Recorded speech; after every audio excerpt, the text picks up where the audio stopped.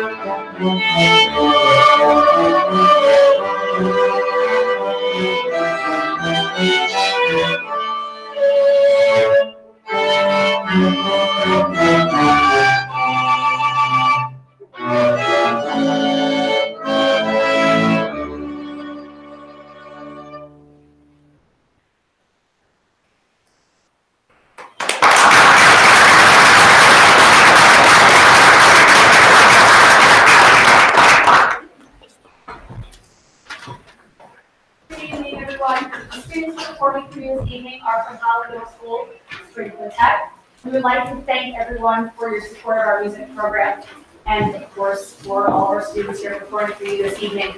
Our final selection tonight will be Dance of the Tumblers by Nikolai Rimsky-Korsakov.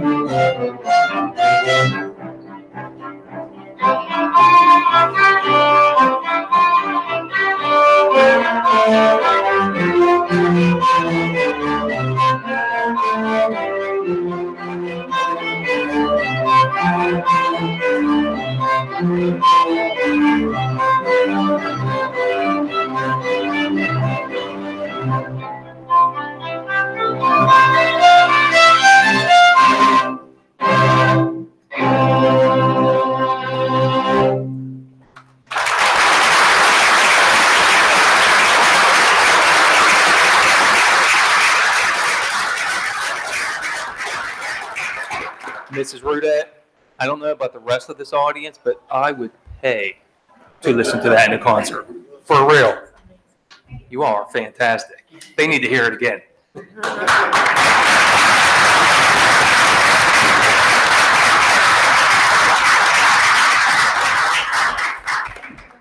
Thank you.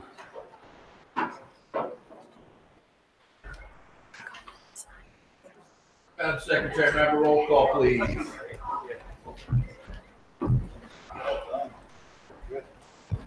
Michael Thorward, Here.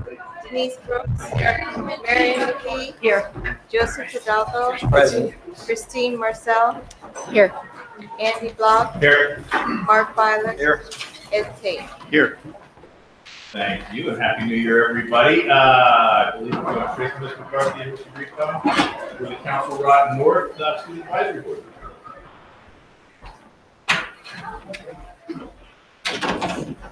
Good evening, everyone. We're happy to be here. It's hard to believe this is our first time and it's already mid-year. I'm happy to introduce Katie Daniels for the first time, our 9th grader, and she will be followed by Bruni Polyum, who is our 10th grader.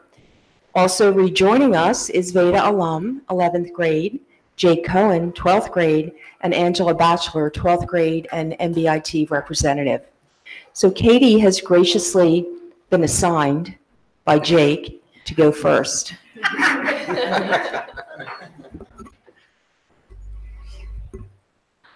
Good evening. My name is Katie Daniels, and tonight I will be telling you about the 9th grade class as well as the athletic and music departments. The 9th grade class had a great transition into high school with the aid of our ROC ambassadors. At the end of September, we elected our class officers. Maya Mervilov, President, Anjali Shukla, Vice President, Varun Raghupathy, Treasurer, Julia Fibush, Secretary, and Charlotte Gouger, Public Resources. Our class took place in our first ever Blue and White Night, which was a great way for our class to get together again. Our class officers organized a school-wide food drive for the Wrightstown Food Bank. Over 800 non-perishable food items were collected. Now I'd like to briefly talk about the fall season before transitioning into the current winter season of athletics. Boys varsity soccer three-peated as SOL national champions with an undefeated record and advanced to the district tournament for the 4th straight year. 8 players were named to all-league team, and the top player, Zach Safert, was named to PA All-State. For the tennis team, CRN sophomore Amelia Honor was first in SOL National League singles champion and finished 4th in PIAA state singles competition. The girls cross-country team finished the season 5-1 and won the SOL National League Championship, their first league win since 2008. The team finished 10th in District 1, and 2 members, Olivia Bing and Lorena Yee, qualified for the PIAA state championships. The boys cross-country team finished 5-1 in the conference and won second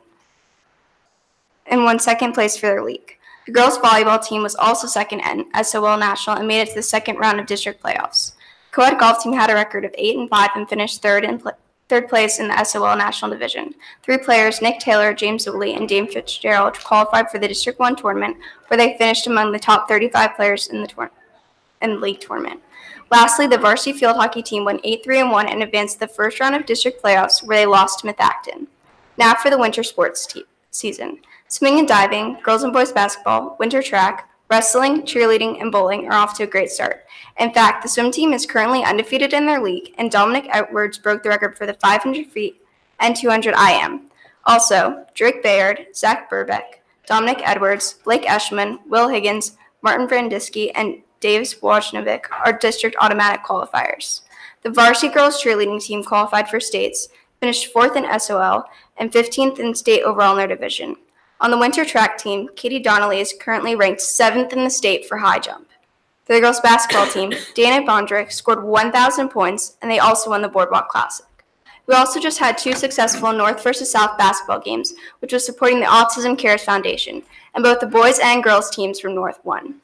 On the wrestling team, Kyle Hosserman, Cameron Robinson, and Dylan Sheehy recently placed in the prestigious Powerade Wrestling Tournament in Pittsburgh over the holiday break. So it has been a very eventful athletics year for Council Rock North. The music department has also had many events upcoming and that have previously taken place. The marching band finished their outdoor competition season a few months ago. On Saturday, November 11th, the band competed at Cavalcade Championships in Hershey. The band qualified for open class and placed 6th overall in their division. North Choir had a very busy and successful winter concert season. Their voices were heard throughout the area, including Christmas Village in Philadelphia, One Winter's Night, Anne's Choice, St. Mary's, Attleboro, The Birches, and others. The entire season culminated with a fantastic winter concert held at North. It was an exciting time. The choir just announced their 2020 concert tour, Portugal and Spain. The choir will be traveling to and performing in Lisbon, the Algarve Coast, and Sellville. Several students will be participating in BCMEA County Band, BCMEA County Orchestra, PMEA District Orchestra, PMEA District Band, and PMEA District Chorus. We also have a student that will already be traveling to PMEA Region Orchestra. The orchestra had a successful concert season, and many students participated in select string quartets for a variety of other events, including the choir concert and the upcoming cabaret. Overall, it has been a very successful year so far for the 9th grade athletics and music department. Hey, that's a great job. First one's always the hardest. Now you're a pro. Take time to talk about everything after you. Well done. Good evening. My name is Bruni Polium, and I'm the 10th grade representative of Council Rock North Student Advisory Board. While it was unfortunate that we were not able to speak about Council Rock North's bustling start of the school year activities due to the snow, I am pleased to report that our extracurricular clubs have continued to initiate positive and impactful activities for the students involved as well as the community in this 2018-2019 year. Just this past November, the Veteran Service Club and the Political Science Club had the honor of hosting U.S. Ambassador Ryan Crocker, who shared his experiences with the Foreign Service and educated students about the opportunities available in this field. During this month, the Diversity Adversity Committee also helped deliver sympathy letters written by English classes at Council Rock North to the Tree of Life Synagogue in Pittsburgh that was affected by a shooting. By sending these letters, Council Rock North was able to bring support and spread kindness to family members and volunteers at the synagogue who read them. Just recently, this club has already started an initiative in which homeroom teachers will hand out note cards to students so they can write down descriptors about themselves and share with classmates. Through this activity, Council Rock North further emphasizes that the school is a no place for hate zone and will continue to nurture positivity and enthusiasm for its students' differences. Council Rock North will also be holding a cultural night in which students participating will receive the opportunity to hang their ethnic flags during the event to promote the school's broad and unique diversity. For upcoming Black History Month, we will be hosting Keith Spencer, a renowned baritone vocalist and actor. Regarding our Future Business Leaders of America organization, we are proud to announce that 42 students have qualified for states and will be given the opportunity to further develop their skills in business leadership and enterprise as they complete their individual projects contributing to the improvement of homes, businesses, and communities. Overall, the extracurricular activities at Council Rock North have had a very positive impact on the school and will continue to beneficially shape the educational experiences of students in the community. Thank you. Thank you.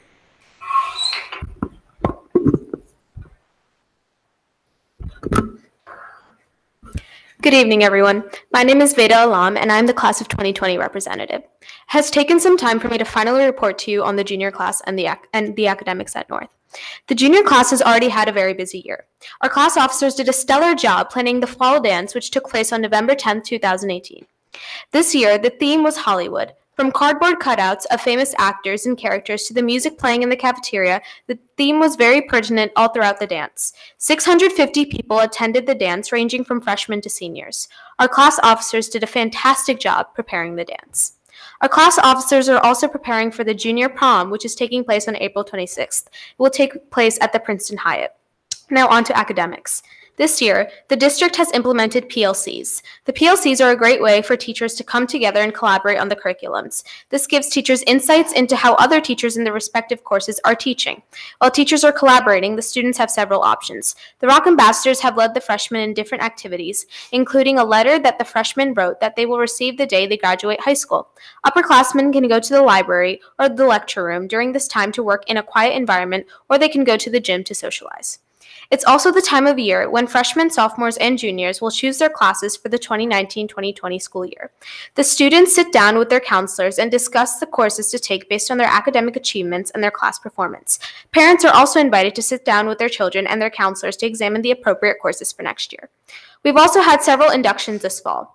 National Honor Society inductions took place early this year for seniors who met the needed requirements. Rho Kappa induction took place a few weeks ago for juniors and seniors who showed academic excellence in the subject area of social studies. Finally, Mu Alpha Theta inductions occurred for the students whose math skills proved to be the best of the best.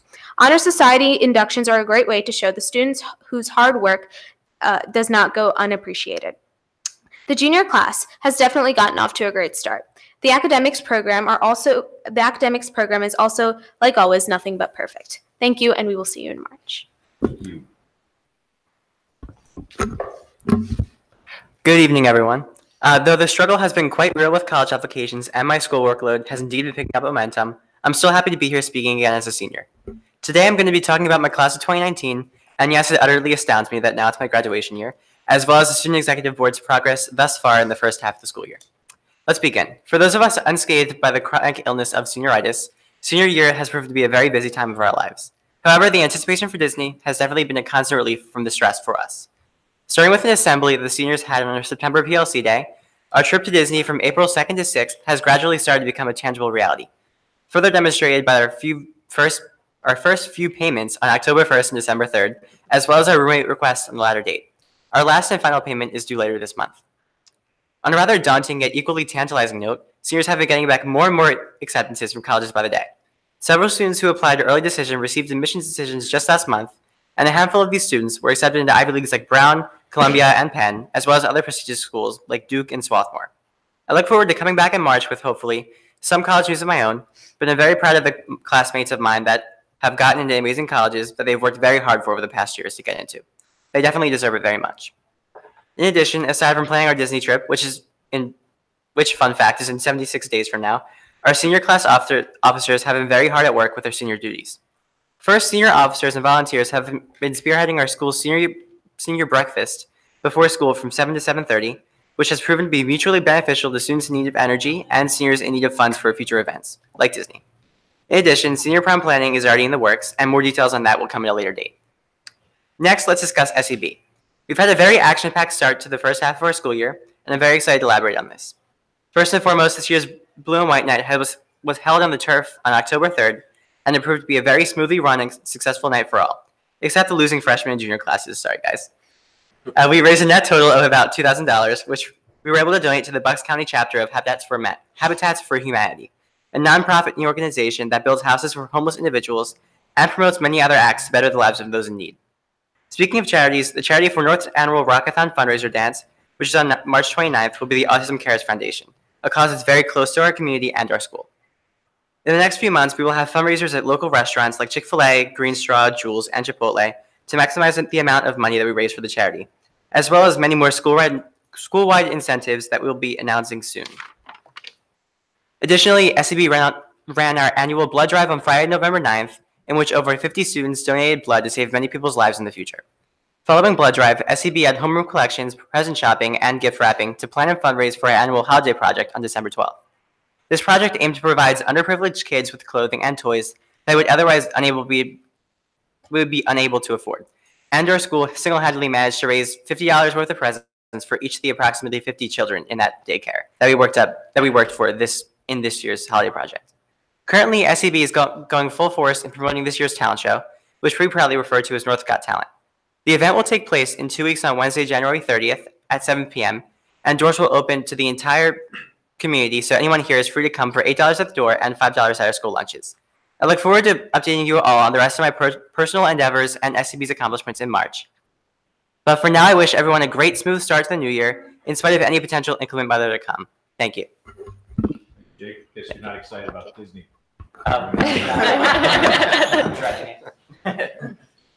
Hello, my name is Angela Batchelor. I'm a senior at Council Rock North, and I'm a third-year student in the Commercial Arts and Advertising Design program at Middle Bucks Institute of Technology.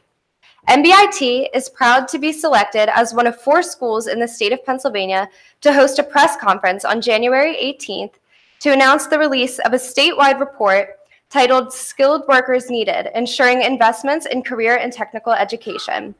The opportunity was provided to Middle Bucks by the Pennsylvania Association for Career and Technical Administrators, who is partnering with Pennsylvania Partnerships for Children to advocate for increased funding for public education.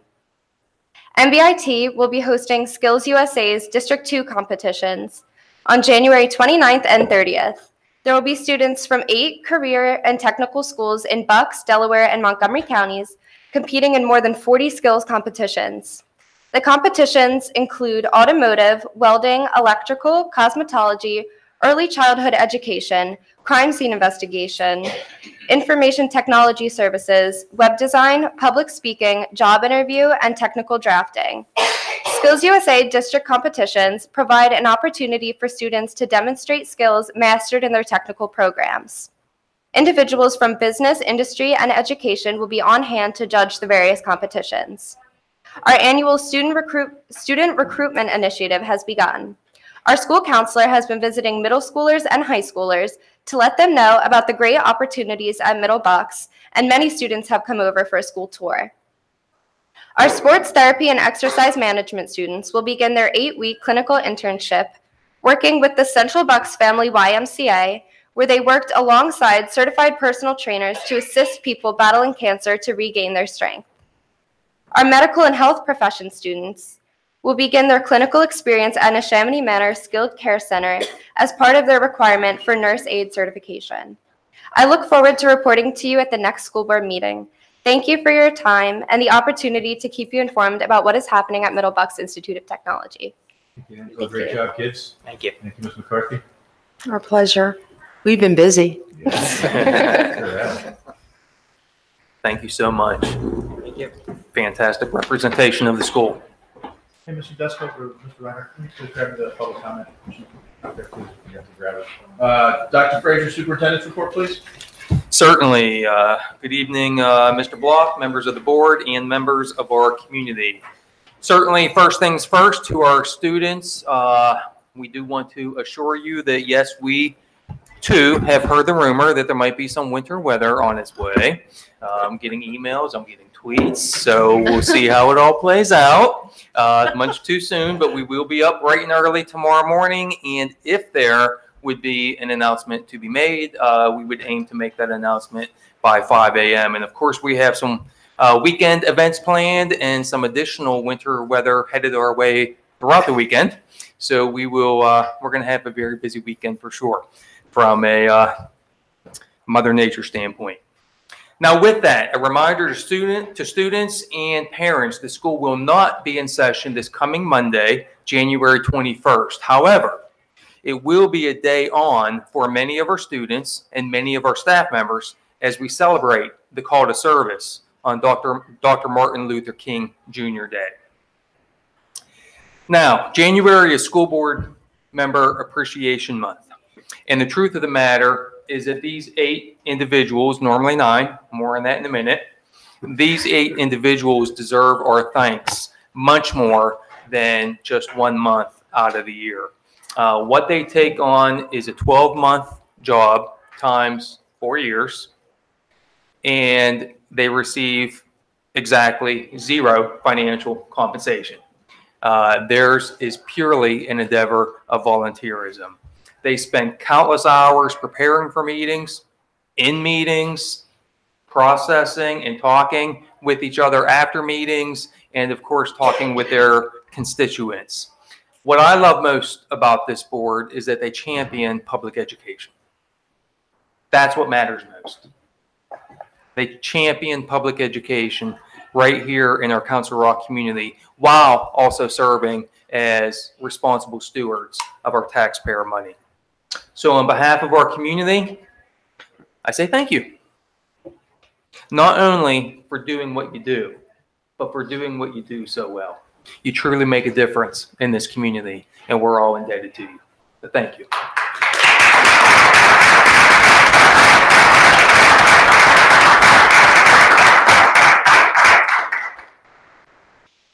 Now, speaking of the school board vacancy that we have, because again, we do have 8 seated tonight, and we are currently without our 9th school board member. I do want to remind everyone that we currently have this vacancy. The board will interview interested applicants for that vacant seat at a special board meeting coming up on Thursday, July 31st. January. Did I say July? Yes, you did. Wishful thinking. Thursday, January 31st. We're accepting applications through next Friday, January 24th, from any interested resident who lives in School Board Region 5. From a voting district standpoint there in Northampton Township, that would be voting districts 9, 14, and 16. If you live in that area and you're interested, you can send your letter and submission of interest via mail to me here at the Chancellor Center, or you can simply email it to me at rfrazier@crsd.org. And all that information, of course, is up on our website as well. And speaking of being appreciative, as we are with our board, I also want to this evening acknowledge the retirement of a longtime Council Rock employee and my right-hand assistant over these past 4 years, and that is Marie Sides. I'm going to ask Marie to walk up here so we can all stare at you as I continue to talk about you.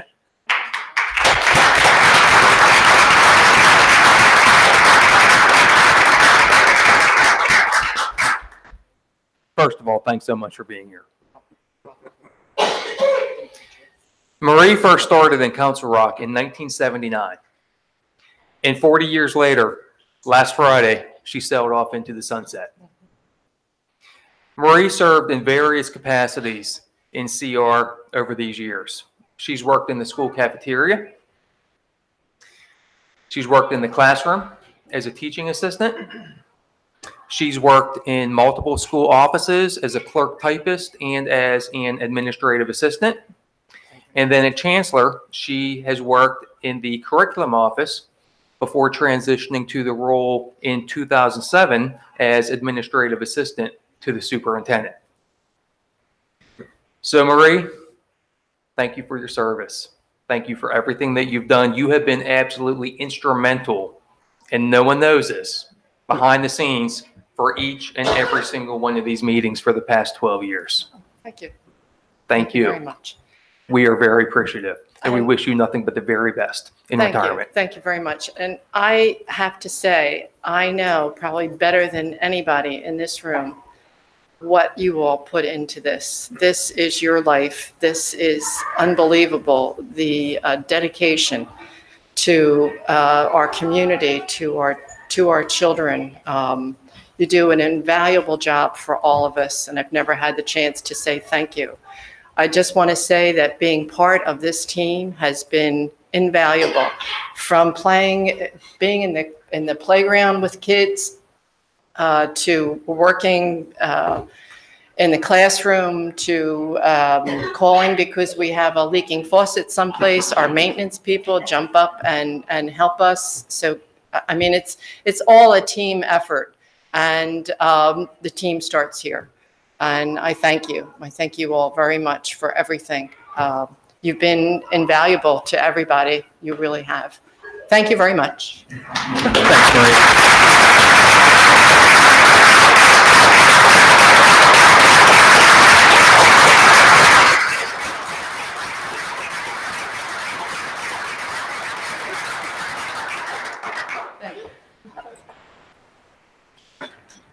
Thanks again, Marie. And your bell, the infamous bell, is ordered and on its way. And Mr. Dave Sides, thank you so much for being here this evening. All right, tough to transition from that, but we'll do our best. I would like to introduce 3 of our outstanding professional staff members, Miss Marianne Malicious, Miss Hannah Pressman, and Miss Danielle Udis, who, in anticipation of our 10th annual Media Festival public presentation that's going to be held on June 4th, they tonight will provide our CR Media Festival Design Contest Winners presentation. Take it away. Hi, everybody. And I'd also like to thank our school board members who I think are just wonderful. And I'd like to congratulate Marie, who does so much and has helped me many times over the years, and even with our media festival.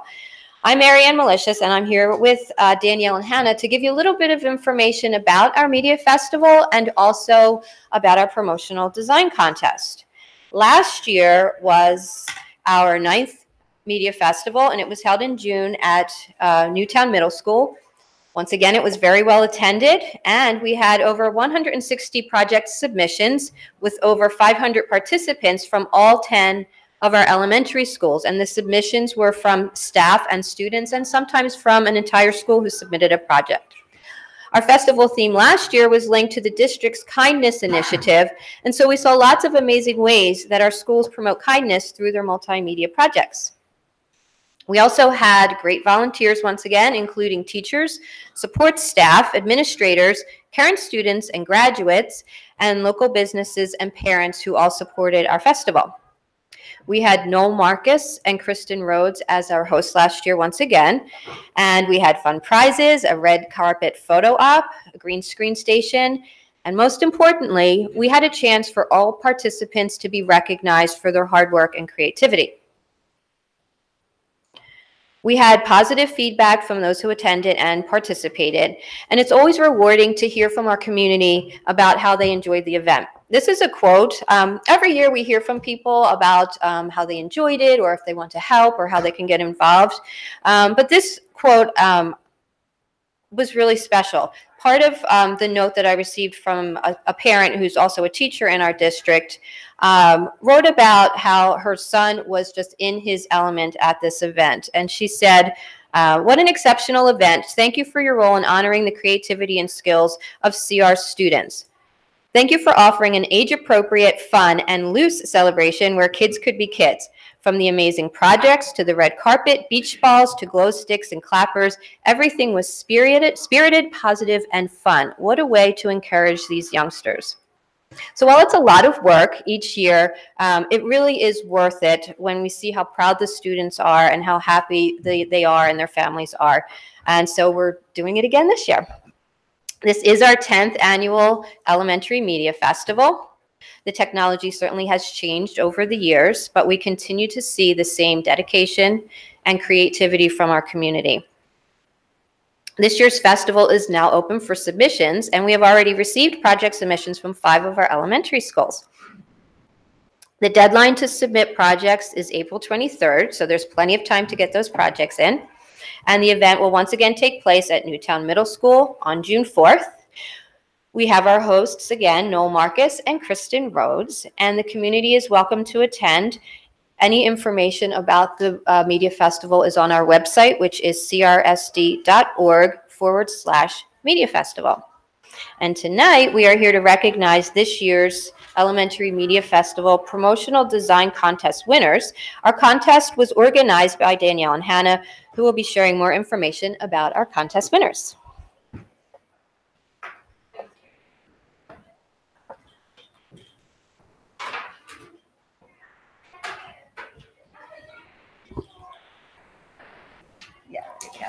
Thank you, Marianne. Danielle and I are so excited to once again be part of the Elementary Media Festival and take on the responsibility of the Promotional Design Contest. The purpose of this contest was to create a design that will be used in all correspondence associated with the Media Festival. The winning designs will be highlighted and used at the Media Festival Awards ceremony in June. This year we had over 100 submissions from across the district from students in grades K through 6. Thank you to all of our elementary art teachers, homeroom teachers, office staff, and of course, our Media Festival representatives from each building that assisted in the success of the promotional design contest. With over 100 submissions, we had many amazing and talented entries. And I am pleased to announce first our K-3 winner, Cameron Wright, a second grader at Goodnoe Elementary School in Mrs. Landsey and Mrs. McLaughlin's class. Cameron.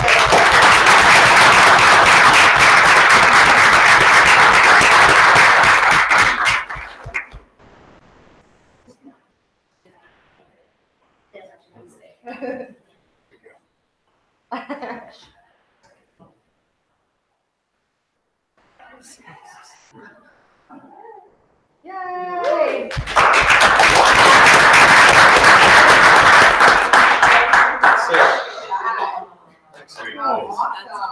Great job.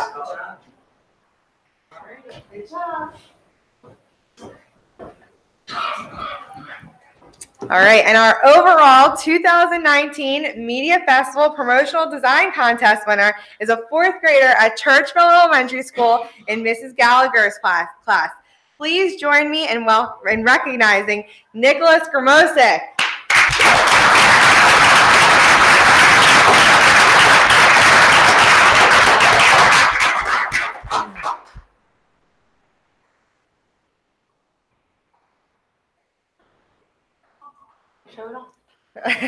Nicely done. That's very nice. Great there. Great shot. And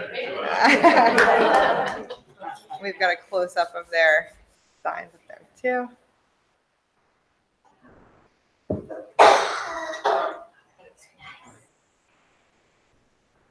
All right, congratulations.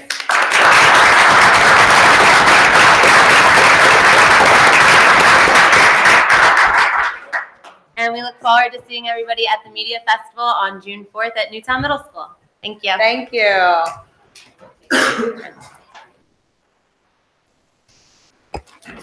All right, thank you, ladies, much appreciated. And to our young gentlemen out there, congratulations again. Did fantastic work. Very proud of you. So shifting gears just a bit, I do want to call to parents' attention for the second time this week that the state has recently launched what they're calling the Safe to Say Something program. I had sent out a letter about this on Monday. The information is posted to our website. Essentially what this is a program designed to reduce youth violence. The program teaches youth and adults how to recognize warning signs and signals, especially with social media, which is becoming more and more difficult to monitor from individuals who may be a threat to themselves or to others. The program then sets up a statewide tip line. Any tips that are made are completely anonymous, but students and parents can use the system to report safety concerns to help prevent violence and prevent tragedies. Once a tip is provided, it's shared confidentially with school district personnel and/or our local law enforcement. So we certainly look forward to this system being yet another layer of protection as we continually prioritize school safety and school security. So again, that system did go live on Monday. We will be training all of our staff as well as our students here in the coming days and within the next couple of weeks. And now for some good news to share. Just today, we learned that the State Department of Education has awarded Council Rock School District $35,000. All right. Yeah. This is for the PA Smart Targeted K-12 Computer Science and STEM Education Grant. So I'm looking at Dr. Elliott for two reasons. One is she deserves the credit because she wrote for the grant and successfully got it. And two, so Dr. Elliott can tell us just a little bit more about it.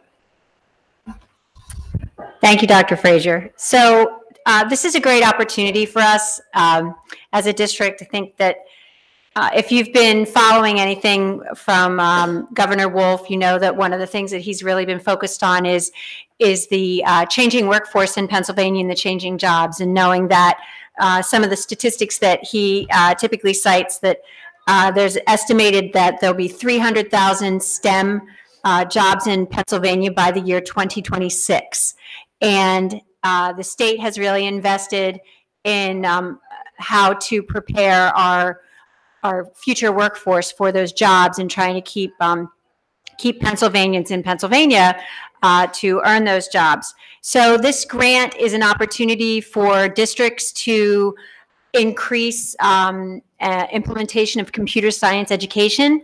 And we will be using these grant funds to provide professional development to teachers at all three levels to support both learning the Pennsylvania computer science standards as well as professional development and how to implement those standards at all 3 levels. And the piece that is great about this is it really links really well nicely to the work that our STEM committee has been doing to really start to think about how to better integrate STEM into all levels of our curriculum at Council Rock. So this will be a nice addition to that work that we're doing. So I'm really thrilled that we got that news today. So thank you. Thank you. Job well done. Lots to look forward to. And last for me, but certainly not least, it's with a heavy heart that I acknowledge the recent passing of longtime Council Rock teacher, coach, and administrator, Mr. Bill Morrow. Mr. Morrow spent 36 years with the Council Rock School District. He is one of the people on whose shoulders all of us stand today. Please join me in a moment of silence out of respect for Mr. Morrow and his loved ones.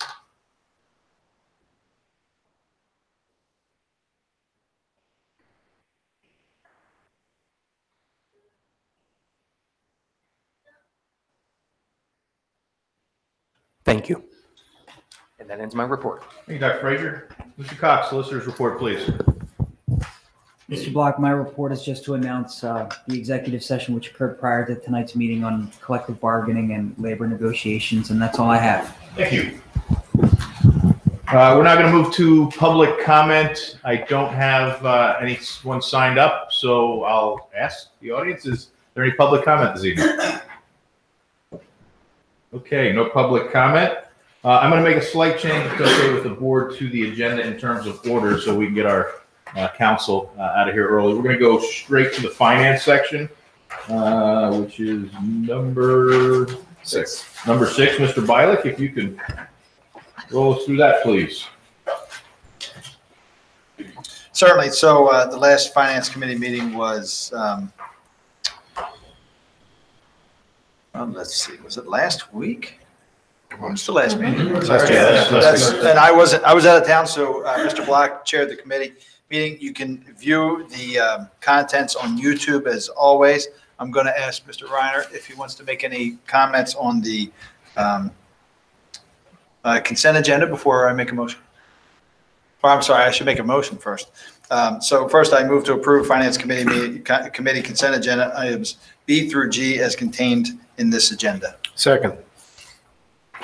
Do you have any comments on the agenda items? The normal agenda items are in there. Also, you're accepting the June 30, 2018 audit report, and that was discussed by the auditors last Thursday evening.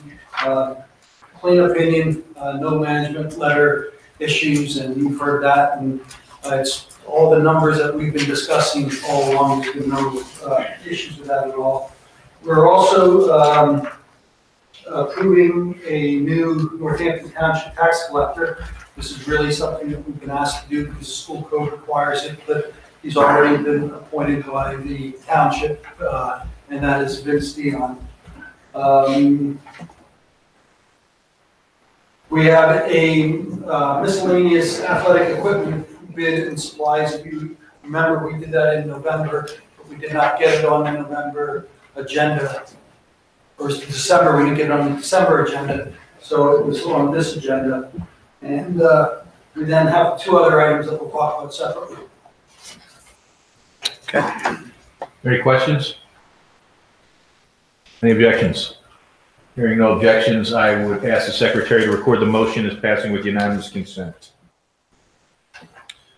Okay, moving on to item H is our approval of the 2019 bond resolution. Let's see. I move to approve the attached resolution to authorize and direct the issuance of the bonds to fund certain capital improvement contracts. The interest rate on the new money issue shall be the lowest bid received. Second. This evening, we have our bond counsel here, Kevin Reed, and he will go over the legal aspects of what you are approving tonight. And for the public, this is just part of our capital financial plan. It's another step as we plan for additional capital renovations. And this is new money to provide for the Rolling Hills Elementary School and other capital projects we deem for the board to decide. We have quite a list, but they will prioritize them and we'll be moving forward. This is part of a grand capital plan. Thank you. Good evening, Kevin Reed. That's a good jumping off point. The district has developed a plan. You're very familiar with what your plan is. You've sequenced borrowings to this point in time, and you have some anticipated borrowing needs in the future. Before you this evening is a parameters resolution. The board has done this previously as well. The most important comment that came from Mr. Bilek earlier was that with respect to this resolution, ultimately the purchaser of the bond will be the lowest bidder with regards to that. And what that means essentially is the lowest interest rates. Now, fortunately, the district continues to maintain an excellent credit rating, which assists in that aspect. Your bonds are highly sought off. There's generally a large appetite for high quality credit. And what is planned here is, as has done in the past with parameter resolutions, there's a maximum amount which is set forth in the resolution, which is $21 million. Quite possibly the issue size will be smaller than that, but we do know that it will not exceed that. There is a maximum schedule which is attached to the resolution. We're required under state law, if there's any board action by any school district or any municipality, to have a schedule. This maximum schedule will not be the actual schedule. I can tell you these interest rates, you will do much better than these interest rates, but we do have to have a schedule. And ultimately what happens is when that bid comes in, when we submit to DC&D at Harrisburg, we do submit the maximum schedule, but at the same time, we submit the actual schedule. The resolution does several different things. It complies with the State Act. It complies with federal IRS regulations. And it authorizes board officers and officials of the school districts to sign various documents, both with the submission to DCD and also later at the point in time when there's actual closing for the transaction. As this is presently scheduled, should the board take favorable action this evening, there would be a sale sometime in the beginning of February, and we'd be looking for an actual closing sometime in March. So that's the tentative schedule. Your financial advisors, PFM, had made a presentation to the board recently. So I believe they advised you as kind of the current market situation. I did have conversations with them today. There has been nothing that has changed. The market remains relatively flat from when they last were before you with regards to what they're seeing in the marketplace. I'll certainly pause there and see if there's any questions that the board may have. Just a quick question on the document that's in our file. I noticed there's a page that says certificate, and it looks like it has some kind of notation by each board member. Mr. Grubstow listed on this. I don't know if that's important or not to remove him or just cross him out. Actually, thank you for bringing that up, because I heard the conversation earlier with regards to the vacancy, and I was going to take Mr. Reinhardt on the side and indicate that that correction needs to be made in that document, and that should be listed at present as vacant. Okay. Is there anything we need to do with this motion in that, Rob? Or is it just something that can be amended? No, no, it can be amended once the board is voted. Because this is one motion that did not say subject to solicitor review, so I just want to make, I guess I'm double checking now. If Mr. Reed is okay with the board voting on the resolution as it's presented and making that change afterwards, I'm good with it as well. Great, thank you. That's all I have, thank you. Any other questions?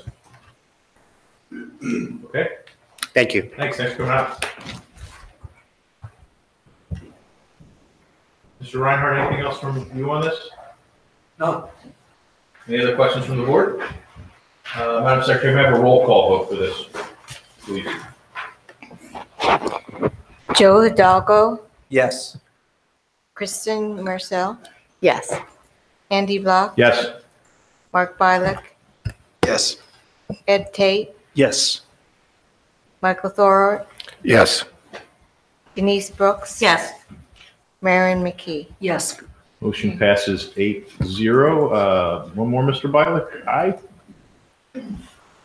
Yeah, so I'm a little confused by the wording in this motion. I'll read it as is, but I'm going to ask for some explanation.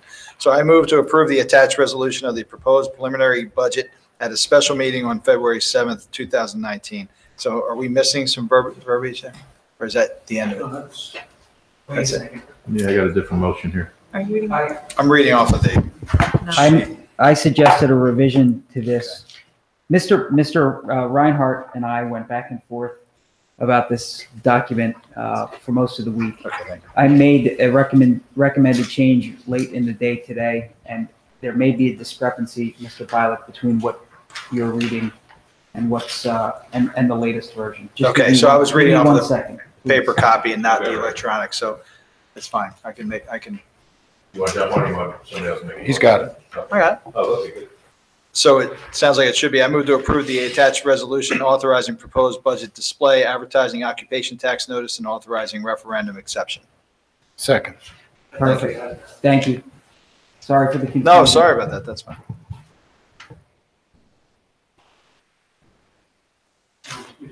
Yep, yes, if we get a little bit of an overview on this, if there's any discussion. This is a Question? little different than we have done in the past. In the past, we passed a resolution saying specifically that we were not going to exceed the Act 1 index in considering a future budget.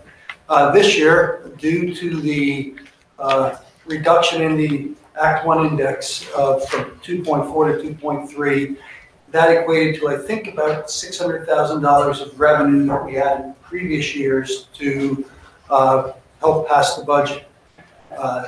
Tonight, we are just going to seek an exception to be able to exceed the index to just under 3% as opposed to 2.3%. It would equate to about $900,000 additional revenue. This just gives us the ability to do that should we be in dire straits and keeps the option open.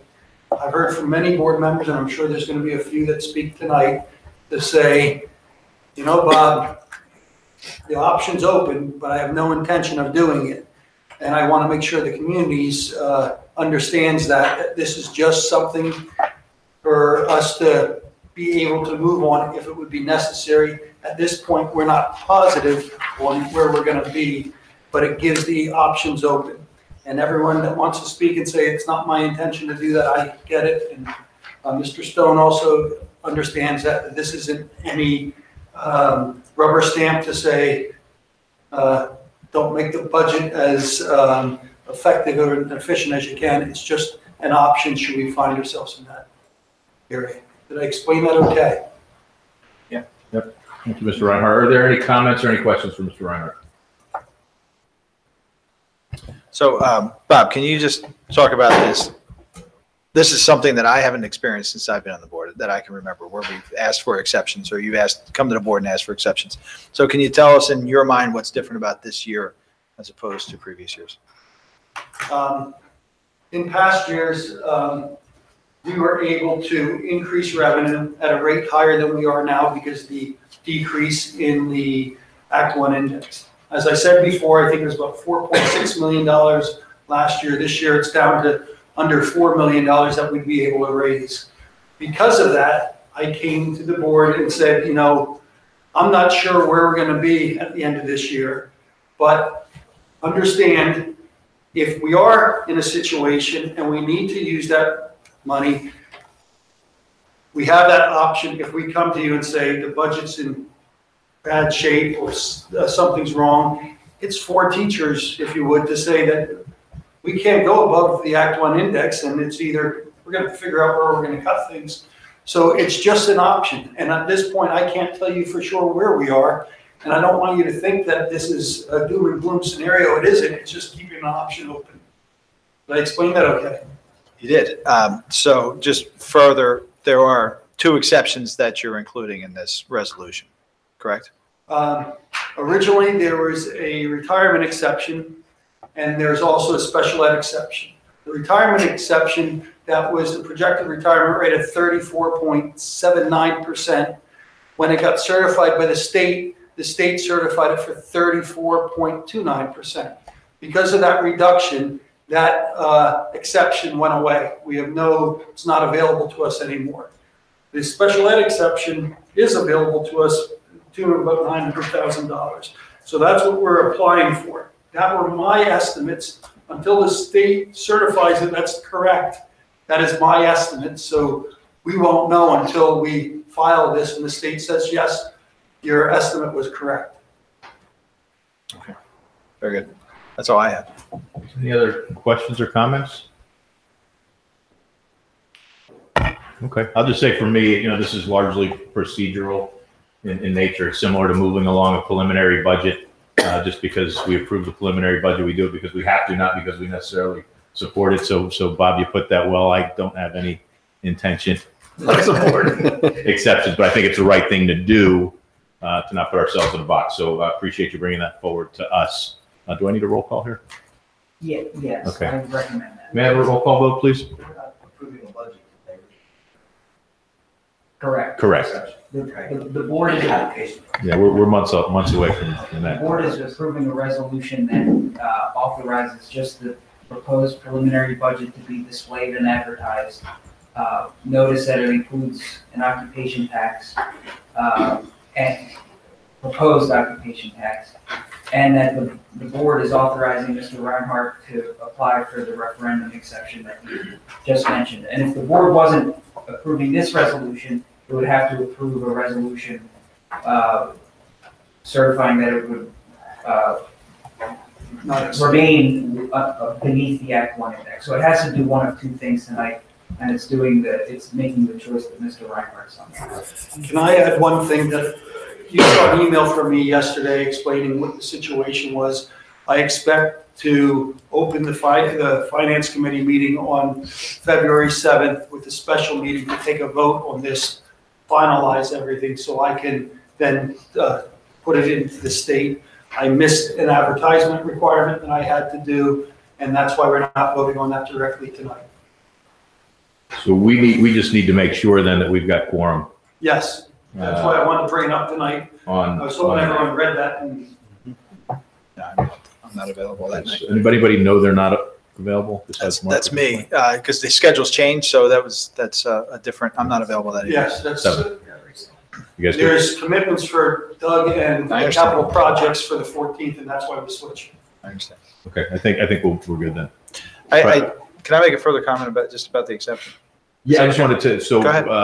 the week before, probably do another check of the board, just to make sure that we've got enough, Yes. enough folks to vote on that. Sorry. Mr. Bio? I'll hold my comments to a further meeting. It's fine. Okay. May I have a roll call vote, please? Ed Tate, Yes. Michael Thorold, Yes. Denise Brooks, Yes. Marion McKee, Yes. Joseph Fidalgo, Yes. Christine Marcel, Yes. Andy Block, Yes. and Mark Byler. Yes. Excellent, thanks. Just to keep us in this box so I don't get thrown off later. Ms. Brooks, can you please read J and K together? Sure. I move to approve the personnel actions and the personnel actions addendum as contained in the attachments to this agenda. Second. You want to take that second one too, Kay? I did. She did, sorry. Sorry, I'm reading you while I'm listening. Is there anything of note? Okay. Any questions? Any objections? Without any objections, I'd ask the secretary to record the motion as passing with unanimous consent. And then from there, we'll go back up to the top of the agenda. Do you want to finish the consent agenda in here? No, I'm just going to go back up. I was just finishing the box so I don't get lost later. So we'll go back to the top. Mr. Senko, I think we're going to talk about the calendar for 1920, 2021. Thank you. So we've modeled out two calendars for each of the next two school years, school year 1920 and school year 2021 for discussion. For each of those two calendars, we've created two different models. The difference in the calendars that from the current school year calendar is that we have recognized and had a school day off this year for Diwali. Over the next 2 years, school year 1920 and school year 2021, Diwali falls on the weekend. The second difference in those two versions, you'll see for 2019, a draft and a version B. The draft shows April 28th, which is Election Day, and marked on the calendar as makeup day number 1 in the event of weather closings.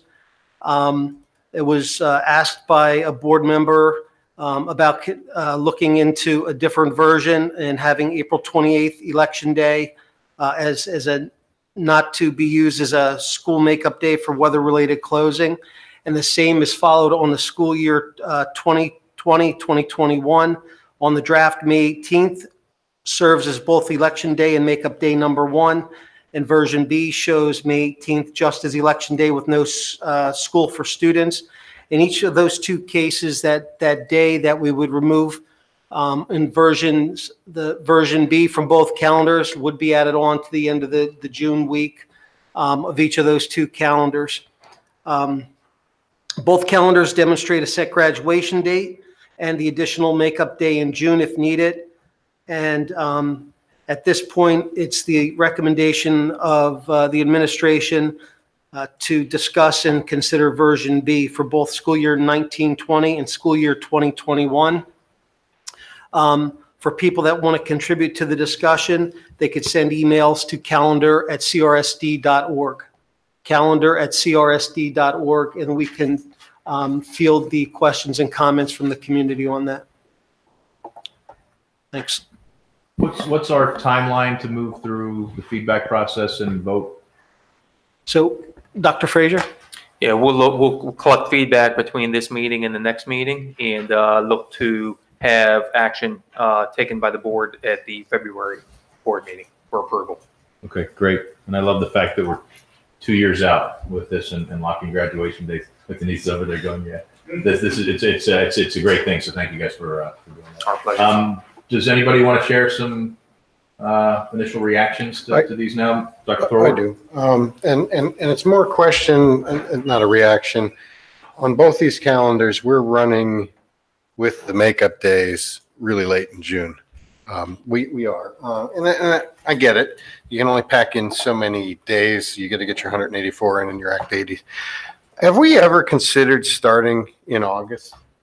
I mean, we're bringing in the teachers the last 2 weeks of August in both these, but have we, as a district, is there any stomach for starting in August to try and, squeeze some of June back? I'm looking for comments. I'm not asking you to necessarily change these, but yeah, I'll forward speak, thinking. I'll speak in response to that from a couple different perspectives. One is, since I've been in the district, there has not been a formal discussion about it. Informal, a little bit. I can recall, maybe 3 or 4 board members sharing an opinion one way or another on it. I would tell you that personally, as an educator, I am a believer in starting in that last week of August. We received an email yesterday or the day before saying that, hey, those days just get tacked on at the end of the year anyway, and the quality of learning isn't probably on par with what it is in the rest of the year. I absolutely agree with that. So given the work that our students have to do, given the timing of assessments that they have to take, I'm all in favor of gaining that extra week. I'm looking at AP courses and such right now, and graduations and the AP tests are scheduled when the College Board tells us they're scheduled. Right. So, you have no, and right. a couple of snow days can really make a mess of it. Absolutely. So I don't know that I want, or I don't know that I can ask for you to go back and restart your 1920, school calendar this time. Well, I think if there's at least 5 people who are interested in having that discussion, we can certainly. Okay, so I'm trying to start it here. So. Okay, that's what tonight's for. Any other comment, Denise? Well, I'll just take the counterpoint on that. And it would be a curiosity to see where the community falls on this. I certainly understand the educational issues, but I personally would like to see us always start after Labor Day. I think there are a lot of students that have jobs that go through the end of August, vacation plans that, incorporate the Labor Day holiday. I think, that works. So I think that the model that we've been following, where if Labor Day falls on September 1st, 2nd, 3rd, or 4th, we start after Labor Day, and if it's 5th, 6th, and 7th, it starts before, has just been a good compromise to that. So, that's my personal preference. It would be an interesting discussion to see how everyone else falls. And I also just want to underscore, it's many years in the making, but another shout out for setting a graduation date and setting calendars more than 1 year at a time. It's all about planning ahead. And so it's very, very helpful. Any other comments or questions, Ms. Byer? I've got a question regarding Election Day. I read your email, Dr. Frazier. I appreciate your position. I do. And my understanding was that the change to Election Day came from the administration, but Mr. Sanko said it was from a board member. Is that right? Is that what you said? So there was a comment made somewhere about looking at not having Election Day service, both Election Day and Makeup Day #1 for a weather-related issue. So when we talked about it, we modeled out two different versions, one with Election Day serving as both Election Day and Makeup Day #1 if we should need it on both the 1920 and 2021 calendar. Yeah, so to take that one step further, I think the comment that was made was specific to the 1920 school year because the 2020 primary, of course, is leading up to the general election, therefore expecting a bigger turnout and more potential issues at the school sites. And that was actually something I brought up in board comment 2 meetings ago, in December. Okay. Yeah, I appreciate the administration's recommendation and your position on it, and I fully support it.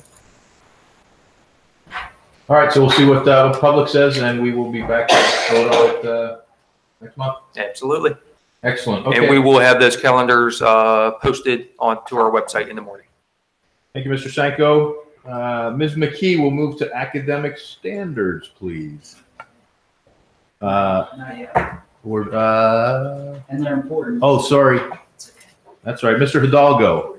I told you I was going to get lost when I move things around. Mr. Hidalgo, if you can please read H and I together. Can we do that? Under 2, under number 2. Yes, I do. Sorry, G and H.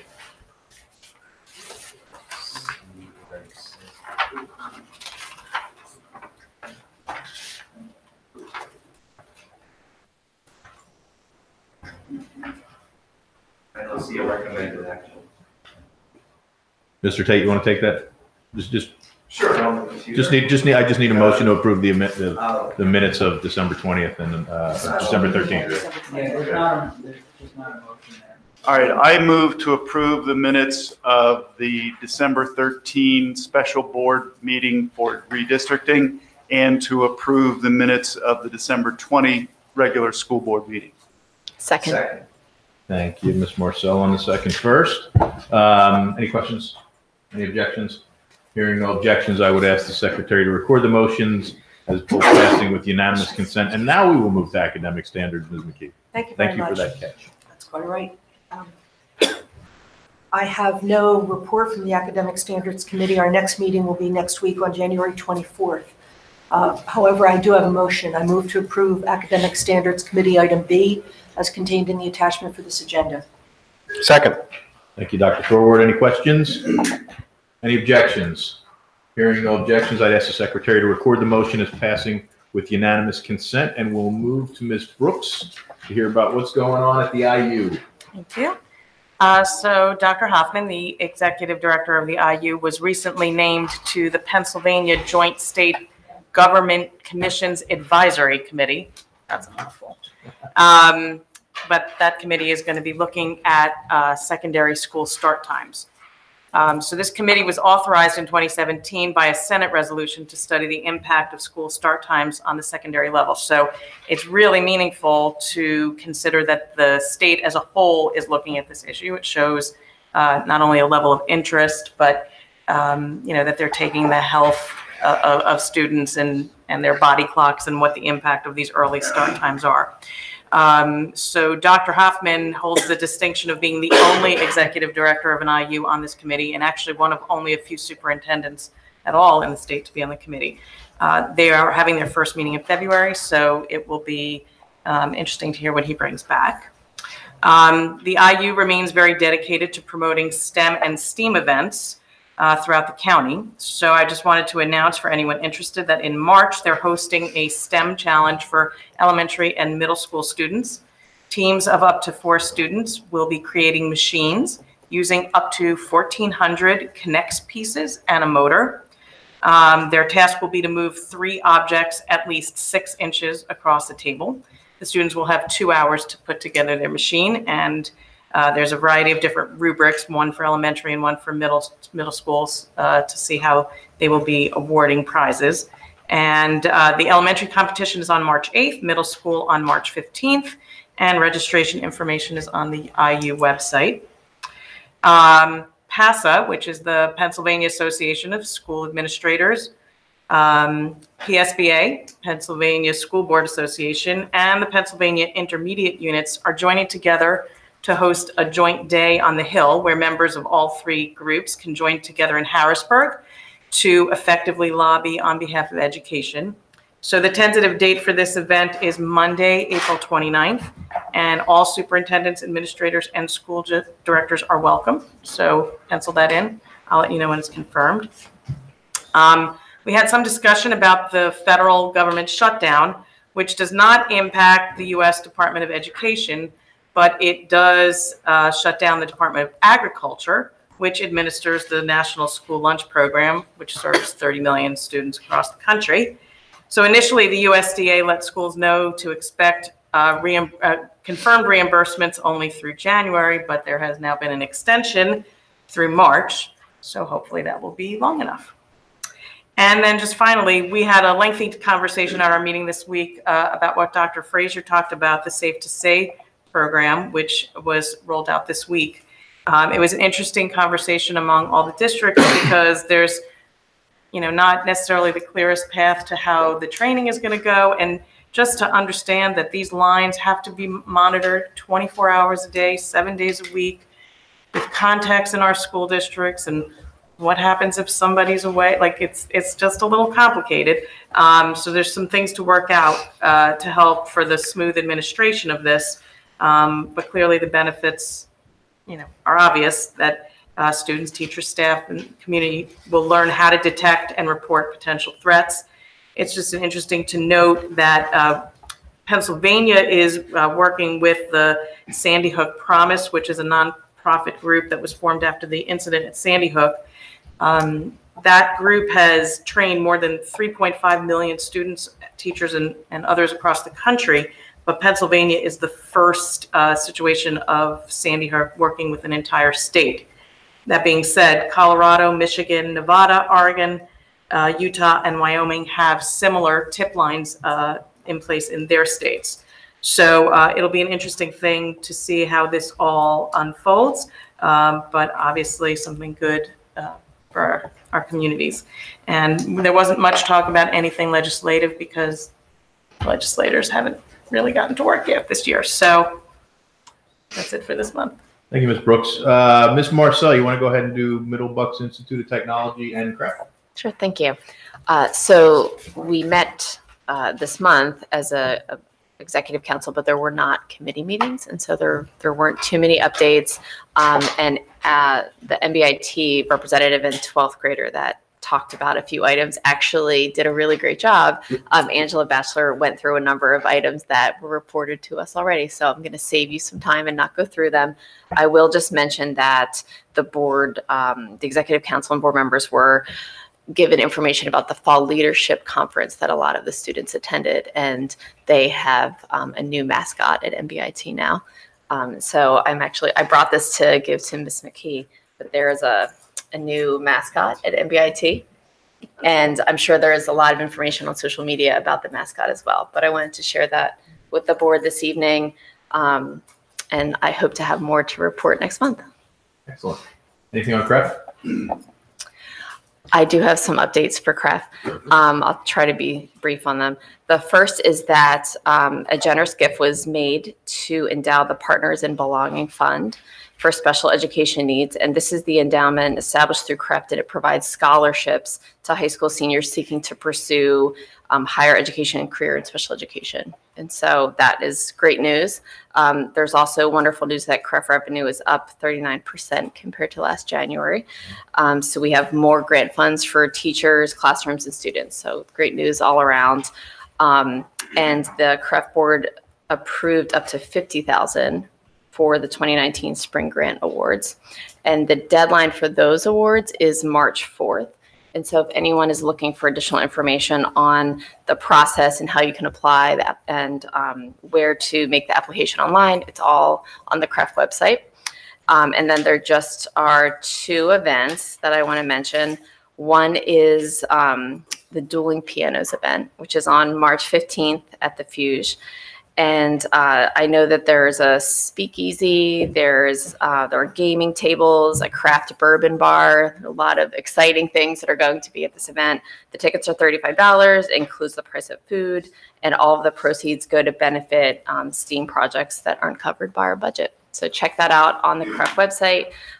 Finally, there is a golf classic being planned for June 3rd. And it's a great way for local businesses and corporations to get involved. Tickets and sponsorship options will be available at the end of January. So I'll talk about that at the next meeting.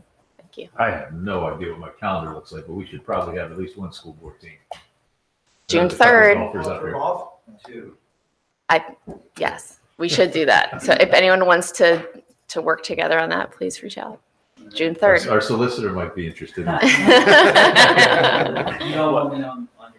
And what was the date for Dueling Pianos? The Dueling Pianos, March 15th. March 15th, yes, Thank you. at the Fuge. Thank you, Ms. Marcel. We will move to Mr. Tate and his policy committee. Our policy committee continues to make progress. Excellent. Working through our policies with the assistance of Pennsylvania School Boards Association. We're going to look at 27 policies tonight that were revised in our November and December meetings.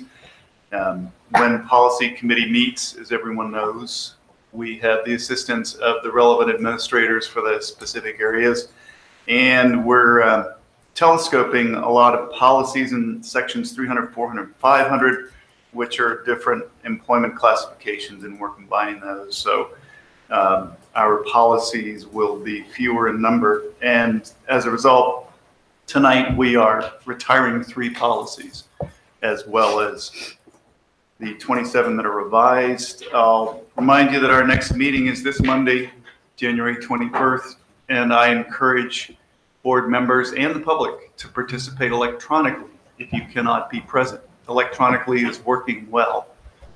That's a real aid for board participation. So the motion for tonight, I move to approve Council Rock Board Policy Items B and C as contained in the attachments to this agenda. Second. Thank you, Mr. Bialik. Are there any questions? Any objections? Hearing no objections, I'd ask the secretary to note the motion was passed with unanimous consent. Thank you. We'll move through finance. We'll move to facilities. Dr. Thorward. Well, there was no facilities meeting in January. We canceled. The agenda was pretty light, and it was January 3rd. So we will have a fairly full, a very full facilities meeting coming up in February here. I do have some PlanCon stuff to make a motion for in regards to Rolling Hills. And then I will state for the board, Doug and I tried to get up to take a peek at Wrightstown Elementary and got waylaid by Pico this time. The power was out, so we couldn't get up. So I don't know when we're going to try and do that, but if there's any interest in the board, I'll try and circulate or at least reach out to take a peek. It's stunning how far they get every time you peek in there. So with that, I move to approve the submission of PlantCon Part F for the Rolling Hills Elementary School additions and renovations project to the Pennsylvania Department of Education. Second. Thank you, Ms. Brooks. Any questions? We are Mr. Taylor. probably going to get any money, but we'll continue the process. I was waiting for somebody to say that. We have to say that. Any objections? Hearing none, I'll ask the secretary to note the motion passed with unanimous consent. And with that, we have finished our agenda for the evening. We'll move to our second round of public comment. Is there any public comment? This could be a new record. There is no public comment. Is there any old business from the board? Is there any new business from the board? May I? You may. I wonder what the difference is with the time. But, yeah, so I've talked about the program that the Newtown Rotary Club and a lot of Rotary clubs do throughout the country, where they give dictionaries to third graders. And because of a personal schedule change and then a snow day, I had to reschedule Richboro Elementary School a couple times. So I had time to visit the school yesterday and give out the dictionaries. And the kids are so much fun, and a few of you have been there, and it's just a blast. But I have in my hand some thank you cards that I'm looking forward to going through. But if you've done the program with me, I basically stole Paul Salvatore's whole presentation, because it's very, very good. But one of the items is in the dictionary, there's a list of U.S. presidents. And we start with George Washington because it comes right off of the Battle of Trenton when we come off of the 50 states and we talk about Trenton. And we go through the presidents, the first being George Washington and the current being Donald Trump. And this, George Washington's number 1, Donald Trump is number 45. And I always say, all the presidents so far have been men. How many presidents have there been? How many men have held the office of president? So we always get the answer, and a lot of you are saying, well, certainly it's 45, right? Does anybody know how many? So Marianne knows, right? You don't know? Okay. No, it's not 45, so it's Okay, yeah. Well, that one in particular, Grover Cleveland, served twice, right? Because he lost his election to Benjamin Harrison. He's both 22 and 24. So that's kind of an obscure fact, but it's in the dictionary. So I always like to end with that. Well, I asked the question, and this young man, 3rd grade, so what's that, 8 years old, 3rd grader? His name was, oh goodness, I thought I wrote it down, Jack McInerney. And he stands up and he says, well, he was sitting in the front row, and he says, no, it's 44. And I said, well, why? Why do you think there's 44? And he said, because Grover Cleveland served twice. And I said, I actually threw my dictionary. I said, how is this possible that you know this? And I said, well, can you stand up here and explain what happened? And he stood up in front of a few classes and explained that, yes, he lost his election to Benjamin Harrison, and then he thought that he could do better than Benjamin Harrison, and then ran against him and won again. Therefore, he's 22 and 24. That's why there's 44 people who have served as president. So kudos to Mr. McInerney. All right, great time. Thank you. You're welcome. Is there any other board comment?